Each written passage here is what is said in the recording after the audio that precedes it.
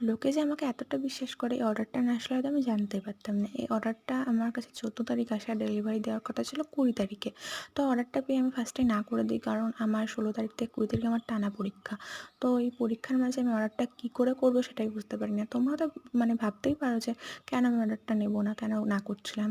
তো প্রথমত ফার্স্ট কথা হলো, তোমাদের এই অর্ডারটা ছিল আমার ফুল প্যাকেজ, আর শুধু পান পাতাটা বাদ দিয়ে মানে থালি মানে ফুল সেট গাছকৌটোগুলো আছে। আর তার মধ্যে আমার এক্সাম কী করে করবো সেটাই বুঝতে পারিনি ফার্স্টে আমি, তার জন্য না করে দিয়েছিলাম। কিন্তু দিদিটা আমাকে বলে, তুমি যাই হোক করে একটু করে দিও, আমার লাগবে তো। তো আমি দিদিকে সান্ত্বনা দিই আর বলি ঠিক আছে আমি করে দেবো, কিন্তু আমি যাই হোক করে করতে পারবো না, আমি কিন্তু সুন্দর করে দেবো, ঠিক আছে। তো দেখো আমি এটা ফুল দিয়ে ছোটো থালাটার উপর ডিজাইন করছি, যেহেতু ফুল জিনিসটা শুভ। আর মিষ্টি পান পাতা তো আছেই।